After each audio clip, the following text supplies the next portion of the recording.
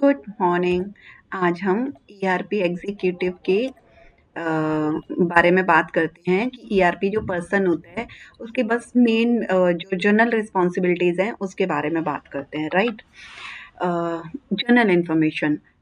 ERP person एक महत्वपूर्ण भूमिका निभाता है जो संगठन के विभिन्न बिजनेस प्रोसेस से संबंधित डेटा को मैनेज करना, डेटा को रिकॉर्ड करना और डेटा को मॉनिटर करने का काम करता है। ईआरपी एक ऐसा सॉफ्टवेयर है जो डिफरेंट डिपार्टमेंट जैसे inventory management, production planning, purchasing, sale and finance को एक सिंगल सिस्टम में एक जगह इकट्ठा करता है। अब उनकी क्या-क्या मुख्य ज़िम्मेदारियाँ उसके बारे में बात करते हैं कि उनकी रिस्पॉन्सिबिलिटीज़ क्या-क्या होती हैं। फर्स्ट रिस्पॉन्सिबिलिटी जो होती है वो होता है data entry. Production data, purchase order, sales order and inventory को ईआरपी में सही तरीके से दर्ज करना।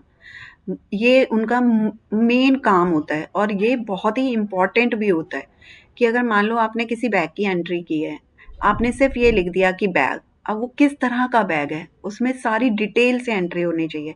उसमें लिखा हुआ होना चाहिए कि ये प्रिंटेड बैग है या वोवन फैब्रिक का बैग है या आपका छोटा बैग है, शोल्डर बैग है या आपका क्लच बैग है, आपका कौन सा बैग है, बिल्कुल क्लियर इन्फॉर्मेशन होनी चाहिए।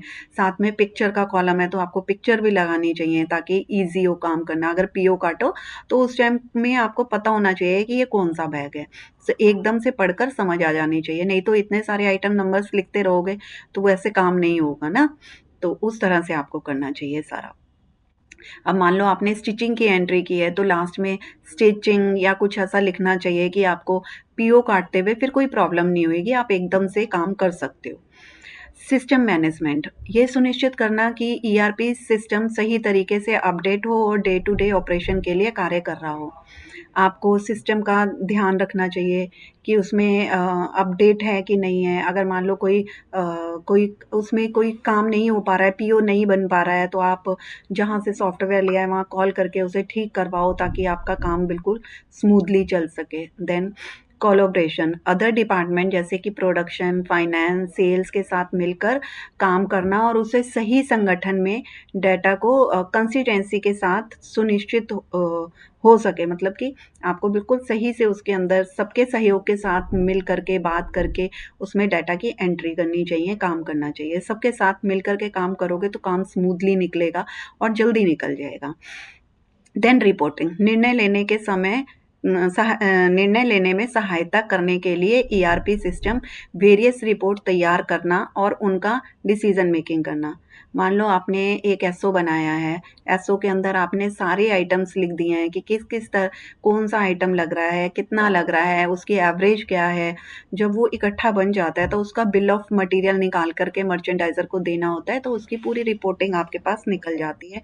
वो काम भी ईआरपी एग्जीक्यूटिव का होता है। Then troubleshoot, the ERP system और डाटा डिस्क्रिपेंसी की में समाधान में सहायता करना कि अगर मान लो कहीं आपका ईआरपी में कोई प्रॉब्लम आ रही है जो नहीं हो रही है आपसे ट्रबल शूट, तो उसके लिए आप वही कि आप किसी से जिसको पता है कि कर सकते हो तो पहले इन हाउस ही किसी और से हेल्प लेकर के आप ठीक कर सकते हो। नहीं होता है तो फिर सॉफ्टवेयर इंजीनियर के पास जाकर के उससे कॉल करके उससे अपना एनी डेस्क पे सिस्टम दे करके और ठीक करवा सकते हो।